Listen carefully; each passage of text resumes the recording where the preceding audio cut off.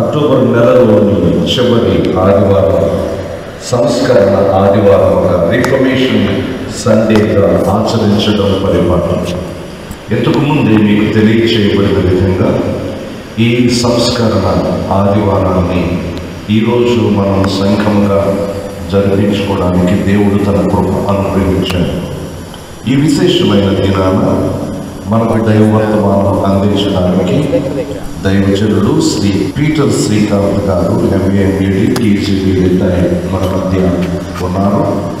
వారిని సాధారణంగా మన సంఘం అంతటి పక్షంగా నేను ఆహ్వానిస్తూ ఉన్నాను. వీరు రాజమండ్రి కేంద్రీయ విద్యాలయంలో సెంట్రల్ గవర్నమెంట్ స్కూల్లో కాలేజీలో పనిచేసి రిటైర్ అయి ఉన్నారు. వాస్తవానికి వీరిది మన గుంటూరు పట్టణం.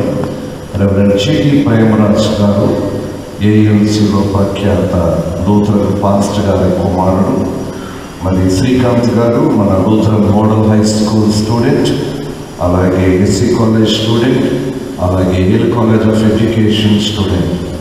సో స్థూలంగా ఆయన మన ALC ప్రొడక్ట్, కానీ అనేక చోట్ల దేవుని సేవకునిగా దైవవర్తమానం అందించడానికి వాడబడడం మనందరికీ గర్వకారణం.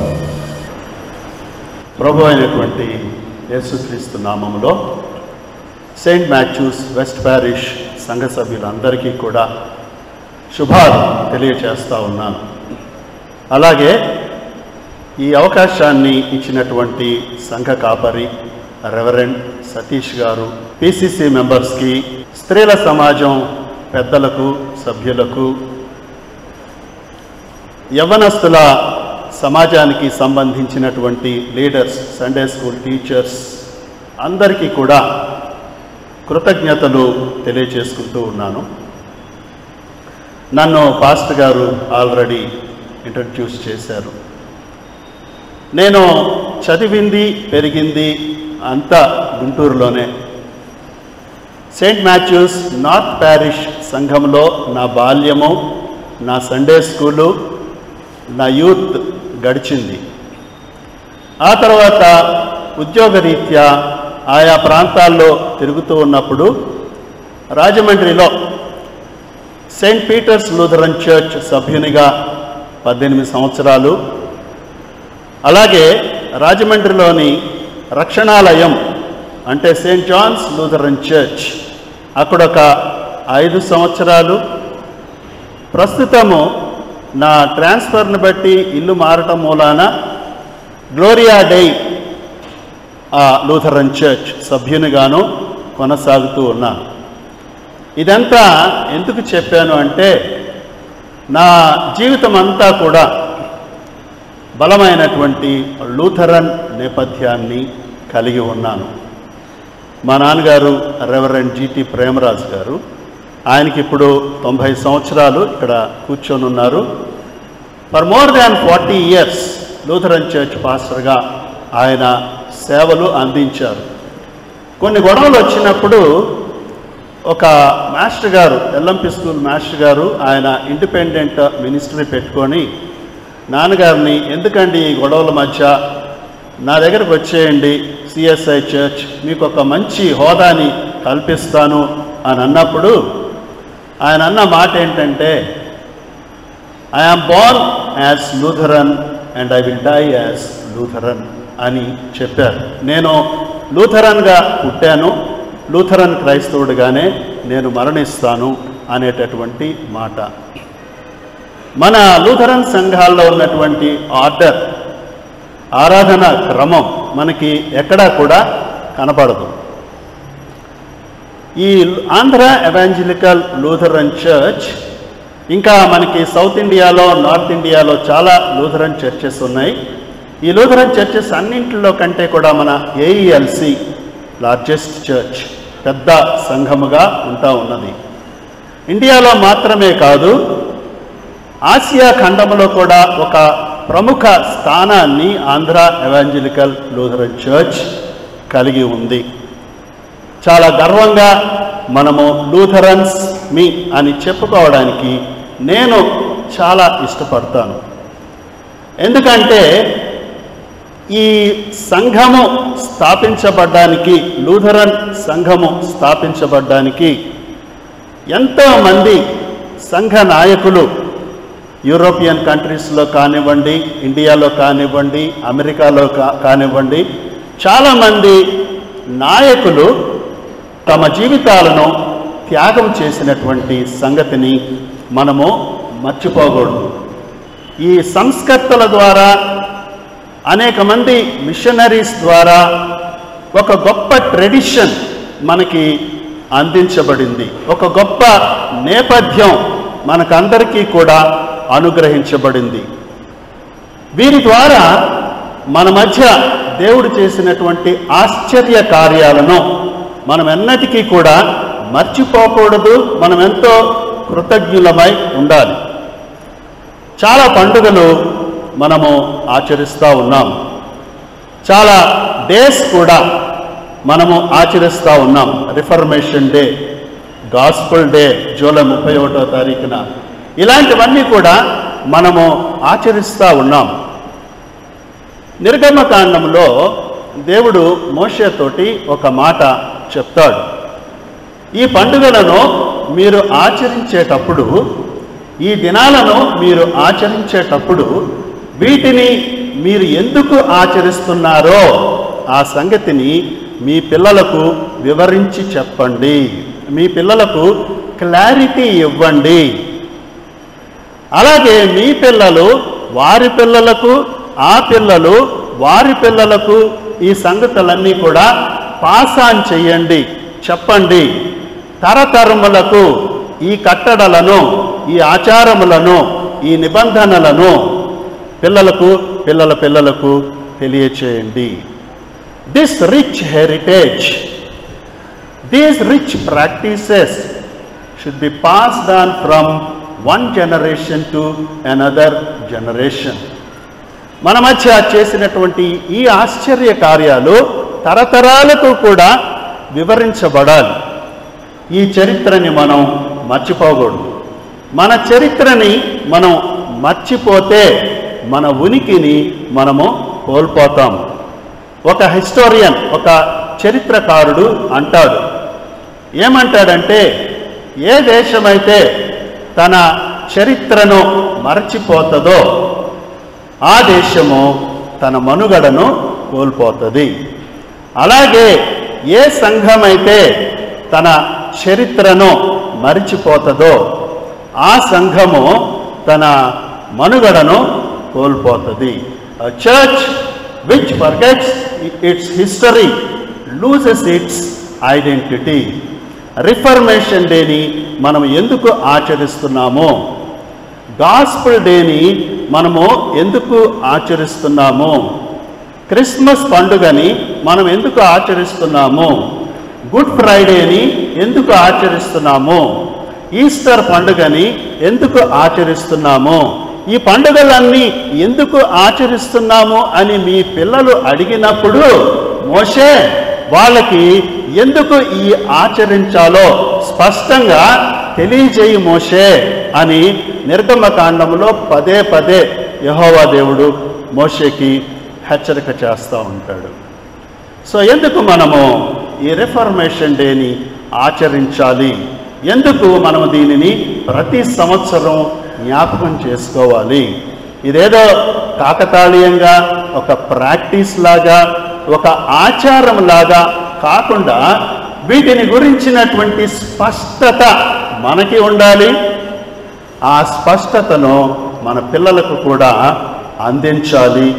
ఆ పిల్లలు పిల్లలకు, పిల్లల పిల్లలకు అందించాలి. ఇది ఎప్పుడైతే మానేస్తామో అప్పుడు సంఘములో ఉజ్జీవం అనేది అణగారిపోతుంది.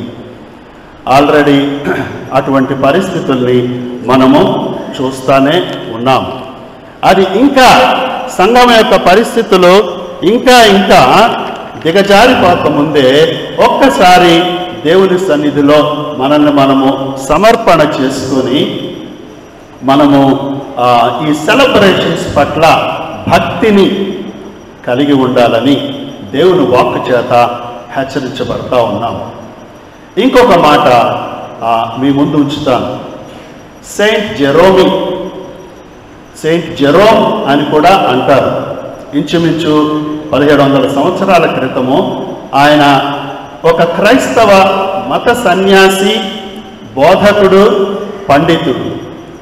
అప్పటిలో పోపు ఆయనకు సెయింట్ జెరోమికి ఒక ఆజ్ఞను జారీ చేశాడు. అదేంటంటే బైబిల్ని లాటిన్ భాషలోనికి తర్జుమా చేయమని చెప్పాడు. సెయింట్ జెరోమి మొట్టమొదటిసారిగా ఈ బైబిల్ని లాటిన్ భాషలోనికి అనువదించాడు. దానినే లాటిన్ వల్గేట్ అని మనము పిలుస్తాం. ఒక గొప్ప దైవభక్తి కలిగినటువంటి వాడు ఈ సెయింట్ జెరోమి. ఈయన ఒక సందర్భంలో ఏమన్నాడు అంటే, ఇంగ్లీష్లో చెప్తాను, తర్వాత తెలుగులో అనువదిస్తాను. సెయింట్ జెరోమి ఏమన్నాడంటే, ignorance of scriptures is ignorance of Christ. క్రీస్తుని లేఖనాలను మనము నిర్లక్ష్యము చేసినట్లయితే యేసుక్రీస్తుని మనము నిర్లక్ష్యము చేసినట్లే. లేఖనాలు అంటే మన చేతిలో దేవుడు ఉంచినటువంటి దేవుని గ్రంథము, దేవుని వాక్యము. ఇది మన చేతుల్లోనికి రావడానికి, ఈ గ్రంథము మన చేతుల్లో ఉంచబడ్డానికి ఎంతమంది త్యాగాలు చేశారంటే, ఎంతమంది ప్రాణాలు కోల్పోయారు అంటే, ఈ జీవవాక్యము మన చేతుల్లో ఉంచబడింది. యేసుక్రీస్తుని గూర్చినటువంటి స్పష్టత మనకి ఉండాలి అంటే లేఖనాలను పరిశోధించాలి, లేఖనాలను ధ్యానించాలి, లేఖనాలను నిర్లక్ష్యం చేయకూడదు. ఈ మాటని ఎందుకు చెప్పాను అంటే, ప్రపంచంలో అనేక క్రైస్తవ ఉద్యమాలకి, భక్తి ఉద్యమాలకి, including reformation movement, including missionary movement, ఇన్ని ఉద్యమాలు ప్రపంచంలో పుట్టుకొచ్చాయి అంటే దానికి ఆధారము ఈ లేఖనాలు, ఈ బైబిల్ గ్రంథము. అవే from the word of God there is no any other Christian movement. ఏ క్రైస్తవ ఉద్యమము కూడా లేఖనాలు లేకుండా సంభవించలేదు. మార్టిన్ లూథర్ గారి ఈ రిఫర్మేషన్ మూమెంట్ కూడా చాలా బలమైనటువంటి దేవుని వాక్యం మీద ఆధారపడి ప్రారంభించబడింది. మనము రేపు 31వ తారీఖున రిఫర్మేషన్ డేని సెలబ్రేట్ చేసుకోబోతా ఉన్నాము. ముందు ఆదివారం కాబట్టి రిఫర్మేషన్ సండేని ఈ రోజున మనము ఆచరించుకుంటా ఉన్నాము. రిఫర్మేషన్ సంస్కరణ, సంఘ సంస్కరణ, సంఘములో ఉన్నటువంటి తప్పులను సరిదిద్దుట, దిద్దుబాటు చేయుట, ఇలా అనేకమైనటువంటి అర్థాలు ఈ రిఫర్మేషన్కి తెలుగులో వివరించబడ్డాయి. 15వ శతాబ్దము వచ్చేసేసరికి క్రైస్తవ సంఘములో, యూరోపియన్ క్రిస్టియన్ చర్చ్లో నెలకొని ఉన్నటువంటి దురాచారాలను మనము గమనించినట్లయితే, పోపు సంఘము మీద, అప్పటికి ఒకే ఒక సంఘం ఉంది, అది రోమన్ క్యాథలిక్ చర్చ్, ఒకే ఒక సంఘము అప్పటికి ప్రపంచవ్యాప్తముగా. ఈ రోమన్ క్యాథలిక్ చర్చ్లో నెలకొని ఉన్నటువంటి దురాచారాలు ఏంటంటే, ఈ రోమన్ క్యాథలిక్ చర్చ్కి పోపు అధికారిగా ఉంటా ఉన్నాడు. ఆయన సర్వశక్తిమంతుడిగా ఈ సంఘం మీద వ్యవహరిస్తూ ఉన్నాడు. ఆయన ఒక బిరుదును పెట్టుకున్నాడు, ఒక టైటిల్ని పెట్టుకున్నాడు. అదేంటంటే, నేను క్రీస్తు ప్రతినిధిని, ద వైకార్ ఆఫ్ క్రైస్ట్, లేకపోతే వికార్ ఆఫ్ క్రైస్ట్. ఈ భూమి మీద సంఘానికి అంతటికి కూడా, క్రైస్తవులకు అందరికీ కూడా నేను అధిపతిగా ఉంటా ఉన్నాను, క్రీస్తు ప్రతినిధిగా నేను ఉంటా ఉన్నాను. నేనేమి చేసినా, నేను ఏమి చెప్పినా క్రీస్తు ప్రతినిధిగానే నేను సంఘంతోటి చెప్తా ఉన్నాను. యూరోప్లో ఉన్నటువంటి అధికారులందరూ రాజులందరూ, చక్రవర్తులందరూ ఈ పోప్ యొక్క ఆధీనములో ఉండాల్సిందే. ఒక మాట చెప్పాలి అంటే మధ్యకాలము వరకు కూడా, మిడివల్ పీరియడ్ వరకు కూడా యూరోపియన్ కంట్రీస్లో రాజుల కంటే, చక్రవర్తుల కంటే సర్వాధికారాన్ని కలిగి ఉన్నది ఎవరు అంటే ఈ పోపే. ఇంకొక దురాచారం ఏంటంటే బైబిల్ని ఒక చర్చ్లో పనిచేసేటటువంటి ఒక ఫాదర్స్ తప్ప, పాస్టర్ గారు తప్ప ఎవరు కూడా చదవడానికి వీల్లేదు. ఆ యొక్క పర్మిషను ఎవరికి కూడా లేదు. బైబిల్ని గొలుసులతోటి బంధించి ఉంచబడినటువంటి పరిస్థితి ఈ మధ్యకాలం వరకు కూడా. తర్వాత సంఘంలో చాలా ఎక్కువగా సంఘమంతా కూడా కరప్షన్ తోటి నిండి ఉంది. చాలాసార్లు ఈ పోపు యొక్క పీఠాన్ని చేజిక్కించుకోవడానికి తరచుగా వారి మధ్యన గొడవలు జరుగుతూ ఉండేవి. ఇటువంటి పరిస్థితుల మధ్య మార్టిన్ లూథర్ యూరోప్లో జన్మించడం జరిగింది. అదే కాదు, రోమన్ క్యాథలిక్ సంఘము ప్రచారము చేసినటువంటి కొన్ని తప్పుడు బోధలు కూడా మనము గమనించాల్సినటువంటి సంగతి ఉంది. రక్షణ పొందాలి అంటే సత్క్రియలు చెయ్యాలి, మంచి పనులు చెయ్యాలి. కేవలము కష్టపడి మంచి పనులు చేయడం ద్వారా మాత్రమే మనము నిత్య జీవాన్ని పొందుకోగలము. అలాగే ఆ రోజుల్లో ఇంకొక తప్పుడు బోధ ఏంటంటే చనిపోయినటువంటి ఆత్మలకు ప్రార్థనలు చేసేవాళ్ళు, మరియమ్మను పూజించేవాళ్ళు, చనిపోయిన వాళ్ళ కొరకు ఆరాధనలు జరిగిస్తూ ఉండేవారు. వీటన్నిటికంటే కూడా ఒక భయంకరమైనటువంటి బోధ అప్పుడు చాలా ప్రచారంలోనికి వచ్చింది. అదేంటి అంటే ఈ రోమన్ క్యాథలిక్ చర్చ్ ఒక అప్లికేషన్ని తయారు చేసింది. దాని పేరేంటంటే పాప పరిహార పత్రము, ఇంగ్లీష్లో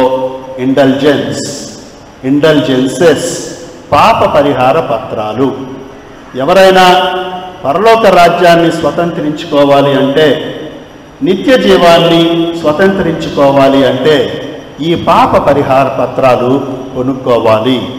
ఈ పత్రము మీ పేరు మీద కొనుక్కుంటే మీరు చనిపోయిన తర్వాత ఇది ఒక పాస్పోర్ట్ లాగా మీరు పరలోకంలో ప్రవేశించడానికి పనిచేస్తుంది.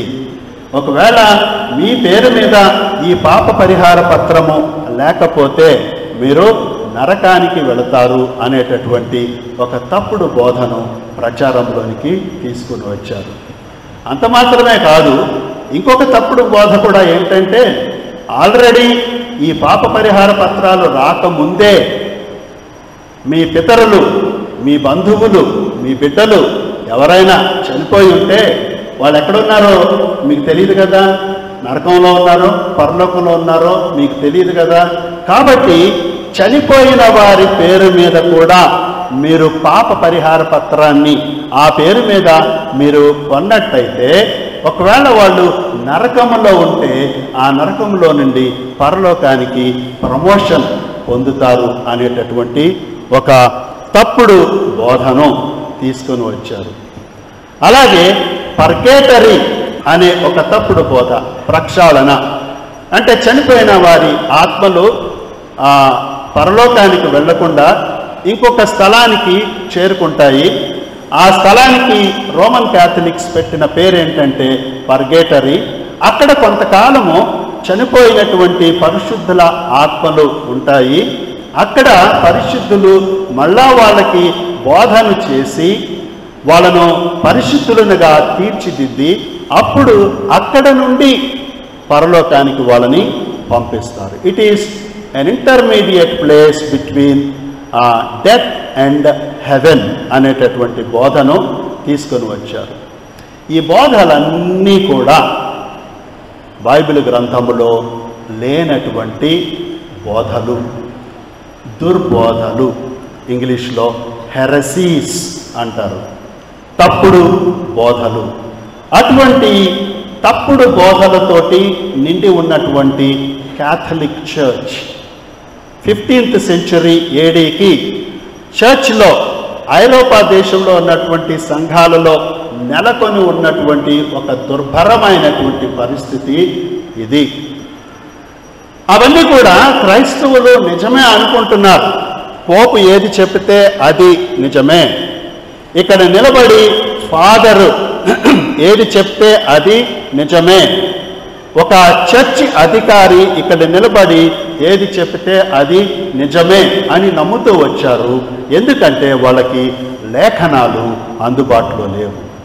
లేఖనాలు అందరూ చదవడానికి వీల్లేదు. బైబిలు సామాన్య మానవుడు ముట్టుకోవడానికి వీల్లేదు.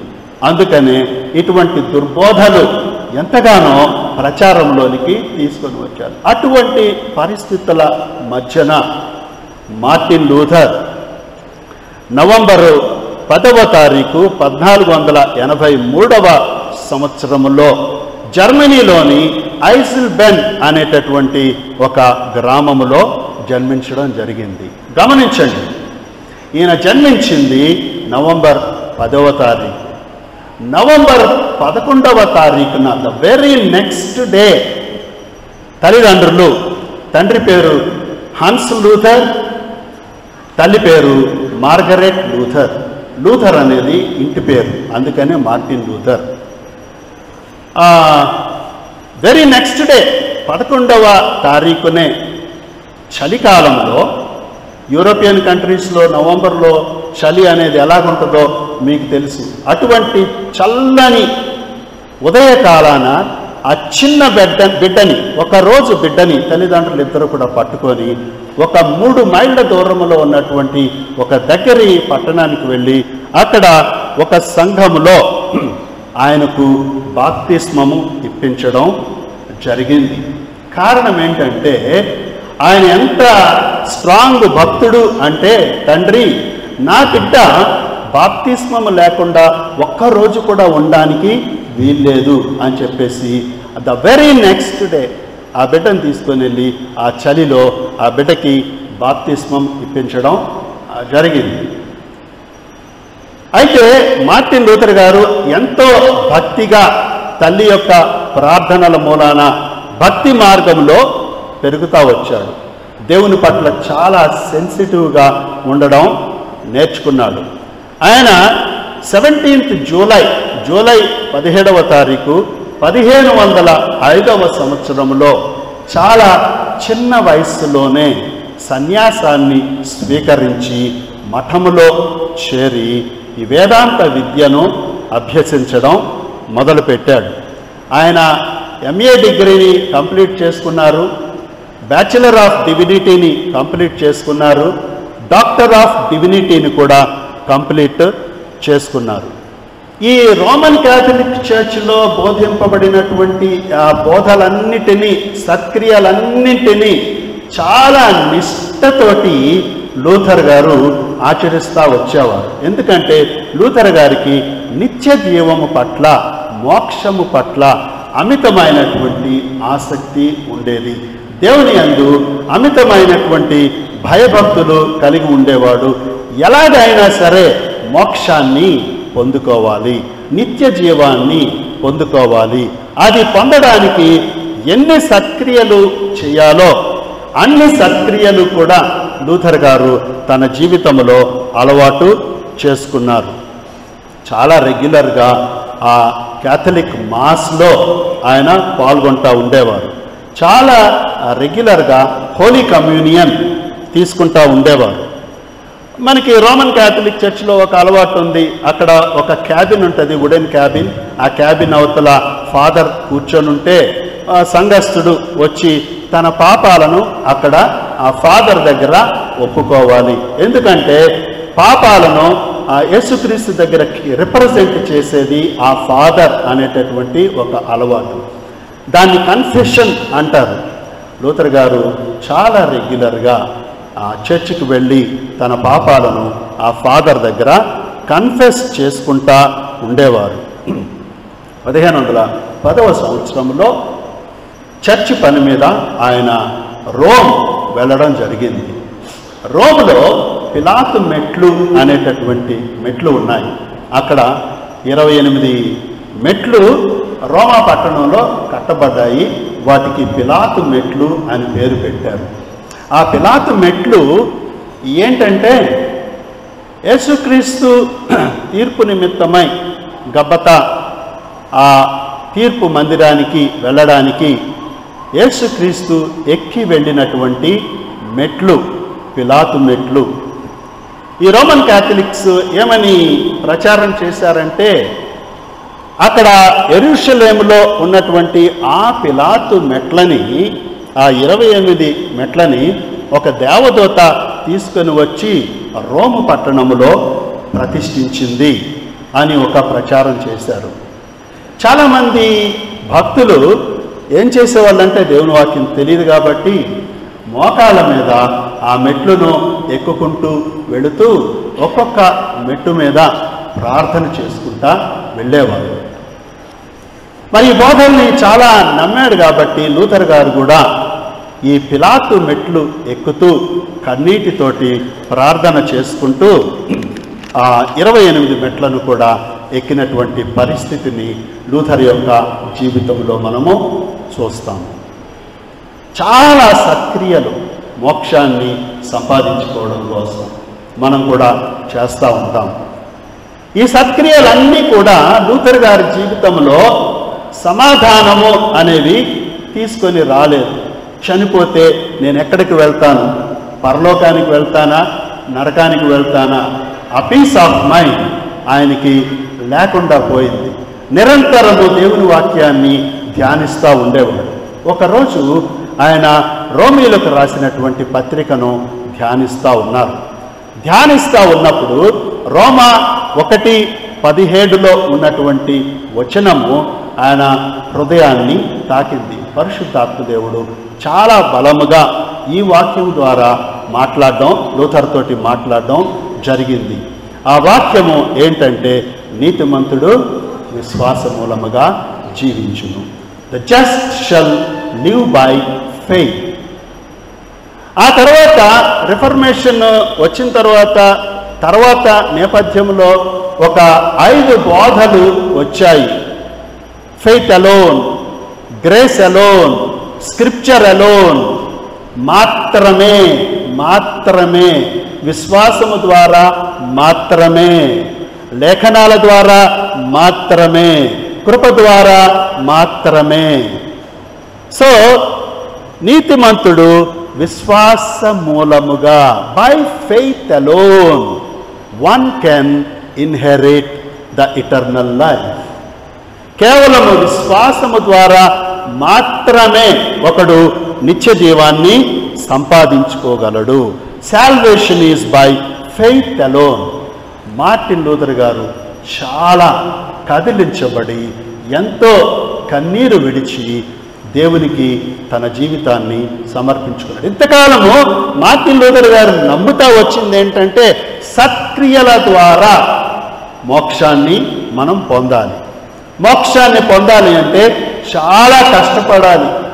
నిర్దేశింపబడినటువంటి సత్క్రియలన్నీ చెయ్యాలి, కష్టపడాలి, శరీరాన్ని నొప్పించుకోవాలి. అప్పుడు దేవుడు ఇష్టపడి మనకి నిత్య జీవాన్ని ప్రసాదిస్తాడు అనే మాట. అయితే మొట్టమొదటిసారి తనకి కలిగినటువంటి కనువిప్పు ఏంటంటే కేవలము యేసుక్రీస్తు నందలి విశ్వాసము ద్వారా మాత్రమే రక్షణ, నిత్య జీవము. మనం చదువుకున్నాము కొరింథీయులకు రాసినటువంటి పత్రికలో 2వ అధ్యాయము 11వ వచనములో, వేయబడినది తప్ప మరి ఒక పునాది ఎవడునో వేయనేరడు, ఈ పునాది యేసుక్రీస్తే. అపొస్తలులు వేసినటువంటి పునాది, పౌలు గారు వేసినటువంటి పునాది, 15వ శతాబ్దం వరకు కూడా ఎంతోమంది సువార్తికులు వేసినటువంటి పునాది. ఆ పునాది ఏంటి అంటే, ఆ పునాది ఎవరు అంటే సిలువ వేయబడినటువంటి యేసుక్రీస్తు. వాట్ ఈస్ దిస్ ఫౌండేషన్ అని మనము ఆలోచన చేస్తే, పాపులను రక్షించుటకు క్రీస్తు యేసు ఈ లోకమునకు వచ్చెను. పౌలు గారు తిమోతికి రాసిన మొదటి పత్రికలో మొదటి అధ్యాయంలో ఈ మాట చెప్తారు. పాపులను రక్షించుటకు క్రీస్తు యేసు ఈ లోకమునకు వచ్చినను వాక్యము నమ్మదగినదియు పూర్ణాంగీకారమునకు యోగ్యమైనదియునై ఉన్నది. దీని ద్వారా తప్ప, యేసుక్రీస్తునందు విశ్వాసము ద్వారా తప్ప ఎవ్వడు కూడా నిత్య జీవాన్ని పొందుకోలేడు. క్రీస్తు శిలువలో మరణించి రక్తము కార్చి మన పాపముల నిమిత్తమై ప్రాయశ్చిత్తము చేశారు. ఆయన సమాధి చేయబడ్డారు. అంత మాత్రమే కాకుండా 3వ దినమున పునరుద్ధానుడై తిరిగి లేచారు. మరణించి సమాధి చేయబడి పునరుద్ధానుడైనటువంటి యేసుక్రీస్తునందు విశ్వాసము ద్వారా మాత్రమే ఒకడు నిత్య జీవాన్ని పొందగలడు, ఒకడు రక్షణను పొందగలడు. By faith alone in the resurrected Jesus Christ. ఇది ఒక గొప్ప వెలిగింపు మార్టిన్ లూథర్ గారికి అర్థమైంది. మొట్టమొదటిసారి ఈ రోమన్ క్యాథలిక్ అధికారులు, పోపు, పాస్టర్లు, ఫాదర్లు ఎంత మోసం చేస్తూ వచ్చారంటే, ఎన్ని తప్పుడు బోధలను చేస్తూ వచ్చారు అంటే, వీటన్నింటినీ కూడా ఖండించాల్సినటువంటి బాధ్యత మార్టిన్ లూథర్ గారు తన భుజాల మీద వేసుకున్నారు. ఏ పునాది అయితే వేయబడిందో అపొస్తలుల ద్వారా, ఆ పునాదిని విడిచిపెట్టి వేరొక పునాదిని, తప్పుడు పునాదిని వేసినటువంటి వారు ఈ రోమన్ క్యాథలిక్ ఫాదర్స్. సో ఈ తప్పుడు బోధల్ని ఖండించాలి అని చెప్పి లూథర్ గారికి అర్థమైంది. అందుకని ఆయన ఒక దేవుని సన్నిధిలో ఒక నిర్ణయం చేసుకున్నాడు, ఈ బోధలను ఖండించాల్సిందే అని చెప్పేసి. యోహాను సువార్త 2వ అధ్యాయం కూడా మనం చదువుకున్నాము. ప్రభు అనేటువంటి యేసుక్రీస్తు పస్కా పండుగ దినాన యెరూషలేము పట్టణంలో ఉన్నటువంటి దేవాలయంలోనికి వెళ్ళినప్పుడు అక్కడ ఎంతో అక్రమాన్ని ఆయన చూశారు. క్రయ విక్రయాలు చేయడం, దేవుని కట్టడలకు వ్యతిరేకముగా ప్రవర్తించడం, అదంతా చూసినప్పుడు యేసుక్రీస్తు యొక్క హృదయము చాలా కలవరము చెంది ఒక కొరడాన్ని తయారు చేసి వాళ్ళందరినీ కొట్టి బయటికి పంపించారు. దీనిని ఏమంటామంటే మనం క్లెన్సింగ్ ఆఫ్ ద టెంపుల్, దేవాలయాన్ని శుద్ధి చేయడం, ప్రక్షాళన చేయడం, సంఘాలను ప్రక్షాళన చేయాల్సినటువంటి బాధ్యత క్రైస్తవ నాయకుల మీద ఉంది. ఏదైనా సంఘాలలో తప్పుడు విధానాలు చొచ్చుకొని వస్తే ఆ తప్పుడు విధానాలని ఖండించాల్సినటువంటి బాధ్యత, సంఘాలను శుద్ధి చేయాల్సినటువంటి బాధ్యత, సంఘాలను ప్రక్షాళన చేయాల్సినటువంటి బాధ్యత కాపరుల మీద ఉంది, సంఘ పెద్దల మీద కూడా ఉంది, సంఘ నాయకుల మీద కూడా ఉంది. యేసుక్రీస్తు ఈ పనిని చేశారు. అక్కడ ఒక మాట శిష్యులు గమనిస్తారు. పాత నిబంధనలో కీర్తనల్లో రాయబడినటువంటి మాట, నా తండ్రి ఇంటిని గూర్చిన ఆసక్తి నన్ను భక్షించుచున్నది. యేసుక్రీస్తుకి దేవాలయం పట్ల ఆసక్తి, ఇంగ్లీష్లో ప్యాషన్ అనేటటువంటి మాట చాలా బాగుంటుంది. చాలా తీవ్రమైనటువంటి కోరిక, బలమైనటువంటి ఆందోళనతోటి కూడినటువంటి కోరిక. Passion for the church, passion for the temple. యేసుక్రీస్తుకి ఈ ప్యాషన్, నా తండ్రి ఇంటిని గూర్చిన ఆసక్తి నన్ను భక్షించుచున్నది. ఇలాంటి ప్యాషన్ కలిగినటువంటి వాళ్ళు మన సంఘాల్లో చాలామంది ఉన్నారు. సంఘాలు పాడైపోతూ ఉంటే, మన సంస్థలు పాడైపోతూ ఉంటే బాధపడేవాళ్ళు చాలామంది ఉన్నారు. అయితే మనం చేయాల్సింది ఏంటంటే బాధపడడం కాదు, మోకరించి ప్రార్థన చేయాలి. ఇక్కడ కూర్చున్నటువంటి వాళ్ళలో చాలామంది ఏఈఎల్సి యొక్క గ్లోరీని సంస్థల యొక్క గ్లోరీని చూసినటువంటి వాళ్ళు, మహిమను చూసినటువంటి వాళ్ళు ఉన్నారు, అందులో ఉద్యోగాలు చేసినటువంటి వాళ్ళు ఉన్నారు, వాటిల్లో చదువుకున్నటువంటి వాళ్ళు ఉన్నారు. వాళ్ళందరూ బాధపడతా ఉంటారు. మోకరించి ప్రార్థన చెయ్యండి అని చెప్పి ప్రార్థన యోధులకు ఒక పిలుపు ఈ రోజున అవసరమైంది. మార్టిన్ లూథర్ గారు జరుగుతున్న సంగతులన్నీ చూసి నాకెందుకులే అని అనుకోలేదు, వాటిని ప్రక్షాళన చెయ్యాలి అని అనుకున్నారు. మార్టిన్ లూథర్ గారికి సంఘము పట్ల, క్రైస్తవుల పట్ల ఆసక్తి, ప్యాషన్ ఉంది. అందుకనే ఆయన ఏం చేశారంటే, మార్టిన్ లూథర్ గారు బైబిల్లో ఉన్నటువంటి కొన్ని ప్రముఖమైనటువంటి సిద్ధాంతాలను ఒక పేపర్ మీద రాశారు.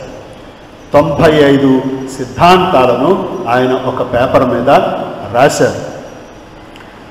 1517వ సంవత్సరంలో ఇది అక్టోబర్ నెలలో జరిగింది.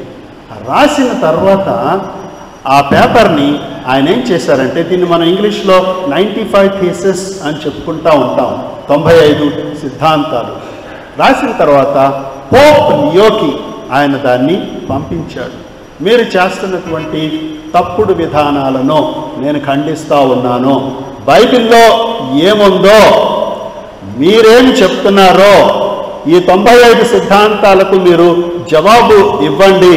దీని ప్రకారం కాకుండా మీరు సంఘాన్ని తప్పుడు దారిలో నడిపిస్తూ ఉన్నారు. పోపు గారు సమాధానం ఇవ్వండి, పోప్ లియో గారు సమాధానం ఇవ్వండి అని ఆ 95 సిద్ధాంతాల్ని పోపు గారికి పంపించడం జరిగింది. అక్టోబర్ 31వ తారీఖు 1517వ సంవత్సరంలో ఆయన సాయంత్రం పూట ఏం చేశారంటే, జర్మనీలోని విటెన్బర్గ్ అనేటటువంటి పట్టణంలో ఒక పెద్ద క్యాథెడ్రల్ ఉంది. క్యాథెడ్రల్ అంటే మీకు తెలుసు, చాలా పెద్ద దేవాలయము, పెద్ద పెద్ద ద్వారబంధాలు వాటికి ఉంటాయి, టేకు చెక్కతో చేయబడినటువంటి ద్వారబంధాలు. ఆ డోర్ మీద, ఆ ద్వారబంధము మీద ఈ 95 సిద్ధాంతం, ఇవన్నీ మనకు తెలిసింది, చెప్పుకుంటున్నా రిఫర్మేషన్ డే కాబట్టి. ఈ 95 సిద్ధాంతాల్ని ఆ ద్వారబంధం మీద ఆయన మేకులతోటి కొట్టారు. ఆయన ఉద్దేశం ఏంటంటే, తెల్లారితే నవంబర్ 1వ తారీఖున ఆల్ సెయింట్స్ డే, పరిశుద్ధుల దినము. రోమన్ క్యాథలిక్స్ చాలా నిష్ఠతోటి ఆచరించేవాళ్ళు. వాళ్ళు చర్చికి వస్తారు, క్యాథెడ్రల్కి వస్తారు, పొద్దున్నే వాళ్ళు చూస్తారు. వచ్చారు, చాలామంది వచ్చారు చర్చికి, వాళ్ళందరూ చూశారు. జరుగుతుంది ఏంటో వాళ్ళకి అర్థమైంది. క్రైస్తవులకి మొట్టమొదటిసారిగా అర్థమైంది. అప్పటికే ప్రింటింగ్ ప్రెస్ వచ్చేసేసింది. అదొక గొప్ప మేలు, దేవుడు చేసినటువంటి మేలు. ఈ 95 సిద్ధాంతాలని కొంతమంది ఏం చేశారంటే, కరపత్రాలుగా ప్రింట్ చేసి వాటిని చాలామందికి పంచడం మొదలుపెట్టారు. అవి యూరోప్లో ఉన్నటువంటి దేశాలన్నింటికీ కూడా ఇది వ్యాప్తి చెందింది. That was the beginning of reformation in the church. చాలామంది మార్టిన్ లూథర్ చేస్తున్నటువంటి పనిని ఖండించడం మొదలుపెట్టారు. ఈ ఫాదర్సు, పోపు, వీళ్ళందరూ కూడా వాటిని వెనక్కి తీసుకోమని హెచ్చరికలు కూడా వచ్చాయి. పోప్ లియో మార్టిన్ లూథర్కి ఒక ఉత్తరం రాశాడు. లూథర్, నువ్వు మొదలుపెట్టినటువంటి ఈ ఉద్యమాన్ని వెనక్కి తీసుకో, నువ్వు ప్రతిపాదించినటువంటి ఈ 95 సిద్ధాంతాలను వెనక్కి తీసుకో అని చెప్పి ఒక ఉత్తరం రాశాడు Pope Leo.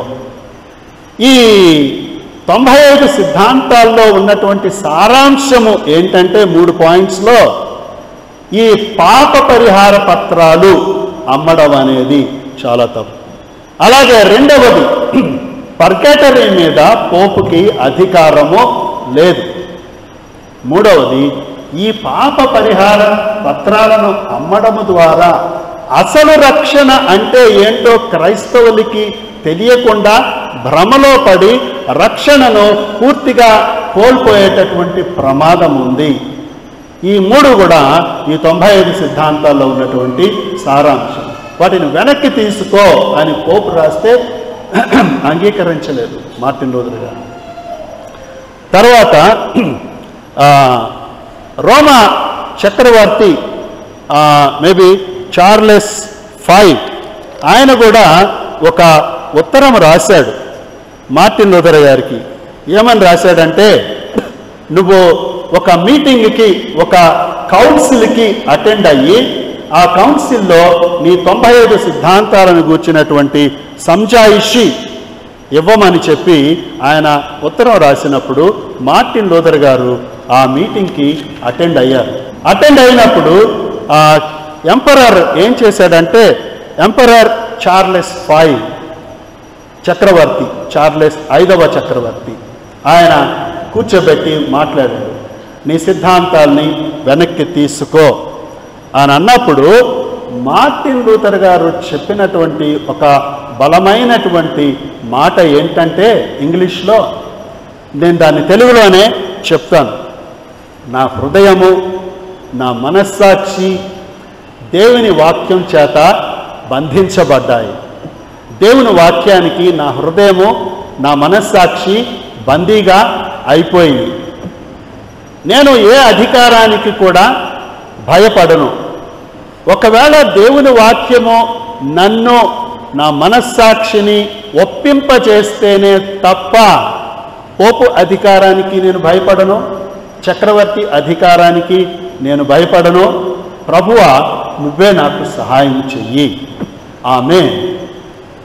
This is my stand, here I stand, none other అని మార్టిన్ లూథర్ గారు డిక్లేర్ చేస్తారు. హియర్ ఐ స్టాండ్ అనేది చాలా ప్రసిద్ధి చెందింది ఆ రోజుల్లో. నేను దేవుని వాక్యం మీద నిలబడి చెప్తా ఉన్నాను. దేవుని వాక్యమే నాకు, నా ఉద్యమానికి ఆధారము. దేవుని వాక్యము నన్ను హెచ్చరిస్తేనే తప్ప నేను నా సిద్ధాంతాలని, నా ఉద్యమాన్ని వెనక్కి తీసుకోదలుచుకోలేదు అని చాలా గట్టిగా చెప్తాడు. అంత ధైర్యం ఒక ఉద్యమాన్ని, ఐరోపా దేశంలో ఉన్నటువంటి రాజుల్ని, పోపుల్ని, చర్చి అధికారుల్ని, చక్రవర్తుల్ని ఎదిరించడానికి అంత ధైర్యము ఎక్కడి నుండి వచ్చిందంటే, ఆయనకి the word of God was his foundation, was his rock. దేవుని వాక్యమే ఆయనకి, మార్టిన్ లూథర్కి పునాది. దేవుని వాక్యం అనేటటువంటి బండ మీద తన జీవితాన్ని బలంగా కట్టుకున్నారు. 46వ కీర్తన మనం చదువుకున్నాం ఈరోజు. అది మార్టిన్ లూథర్ గారికి చాలా ఇన్స్పిరేషన్. ఒకవేళ మార్టిన్ లూథర్ గారు ఈ కీర్తనని ఈ విధంగా చదువుకొని ఉండవచ్చు. ఇటువంటి పరిస్థితుల్లో ఆయనకు అంత ధైర్యము ఎక్కడి నుంచి వచ్చిందంటే, ఈ కీర్తనని తన సొంత కీర్తనగా తను చదువుకొని ఉండవచ్చు.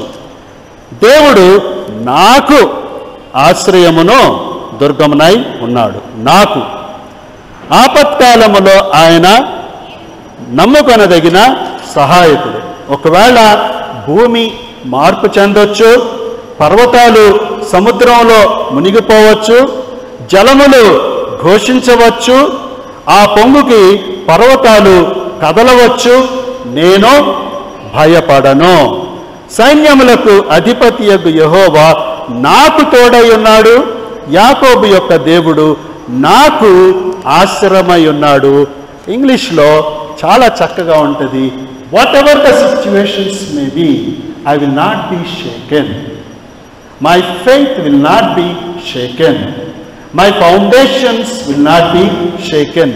పరిస్థితులు ఎలాగున్నా కానీ నేను కదిలించబడను. ఎందుకంటే వాక్యము నా బలమైన పునాది. దాని మీద నిలబడే నేను పోపుని ఎదిరిస్తా ఉన్నాను, తప్పుడు బోధల్ని ఎదిరిస్తా ఉన్నాను. Here I stand. ఈ కీర్తనే మనం పాడుకున్న ఈరోజు 37వ పాట, కీర్తన పుస్తకంలో నుంచి 37వ పాట పాడుకున్నాము. మా కర్త గట్టి దుర్గము. ఈ 46వ కీర్తనలో నుంచి ఇన్స్పిరేషన్ తీసుకొని మార్టిన్ లూథర్ గారు రాసినటువంటి పాట ఇది. అంత ఉద్యమములో ధైర్యంగా ఆయన నిలబడగలిగారు అంటే దేవుని వాక్యమే ఆయనకి ఆధారం. కదిలించబడలేదు. He was not shaken by any enemy. నా శత్రువెంతో క్రూరుడు, నేను భయపడను. నేను నమ్ముకున్నటువంటి నా సహాయకుడు నాకు నా జీవితానికి పునాది. ఆ పునాదితోటే, ఆ ధైర్యముతోటే నేను ముందుకి వెళతా ఉన్నాను. ఈ రిఫర్మేషన్ మూమెంట్, ఈ ఉద్యమము అంతటితోటి ఆగలేదు. యూరోప్ దేశాలన్నింటికీ కూడా వ్యాపించింది. ఎవరైతే రోమన్ క్యాథలిక్ చర్చ్ యొక్క తప్పుడు సిద్ధాంతాలను వ్యతిరేకించి బయటకు వచ్చారో, ప్రొటెస్ట్ చేశారో, they came to be called as the Protestant Christians. క్రైస్తవ సంఘము రెండుగా విడిపోయింది. Catholic Christians, Protestant Christians. Printing press కూడా వచ్చింది కాబట్టి బైబిల్ గ్రంథము అనేక ప్రతులు ముద్రించబడి ప్రజల్లోకి వెళ్ళిపోయింది. ఆ సంఖ్యలలో నుండి బయటకు వచ్చింది బైబిల్. ఆ బైబిల్ని చదివినటువంటి అనేక మంది ప్రేరేపించబడి యవ్వనస్తులు వాళ్ళ జీవితాలను మిషనరీస్గా సమర్పించుకున్నారు. ఈ రోజున మనము ఆశీర్వదించబడినటువంటి స్థితిలో ఉన్నాము అంటే వైద్యపరంగా కానీ, విద్యాపరంగా కానీ, సామాజికంగా కానీ మనం ఎంతో దీవించబడిన వారముగా ఉన్నాము అంటే దానికి పునాది రిఫర్మేషన్. ఆ తర్వాత మిషనరీ మూమెంట్స్. అప్పుడు బైబిల్ బంధించబడి ఉంది కాబట్టి ఎవరు చదవడానికి వీలుండేది కాదు. ఇప్పుడు కూడా బైబిల్ బంధించబడే ఉంది. కొంటాం, చాలా బైబిల్స్ కొంటాం, షెల్ఫ్లో పెట్టి అద్దాలు వేసేస్తాం. ఇప్పటికి కూడా మనము బైబిల్ని బంధించే ఉంచుతున్నాం. అందుకనే సెయింట్ జెరోమీ గారు చెప్పినటువంటి మాట జ్ఞాపకం చేసుకొని ముగించుకుందాం. Ignorance of scriptures is ignorance of Christ. నాకు క్రీస్తు తెలుసు, లేఖనాలను చదవకుండా నాకు యేసుక్రీస్తు తెలుసు అంటే నువ్వు అబద్ధం ఆడుతున్నావు. లేఖనాలను నిర్లక్ష్యం చేస్తే నీవు క్రీస్తును నిర్లక్ష్యం చేసినట్లే. ఎందుకంటే ఆదికాండము 1వ అధ్యాయము 1వ వచనం మొదలుకొని ప్రకటన గ్రంథము ఆఖరి అధ్యాయము ఆఖరి వచనం వరకు ప్రతి లేఖనము కూడా యేసుక్రీస్తుని గురించే మాట్లాడుతూ ఉంది. ఇఫ్ యు ఇగ్నోర్ స్క్రిప్చర్స్, నువ్వు ఇంకా నీ బైబిల్ని సంఖ్యలలోనే బంధించి ఉంచావు.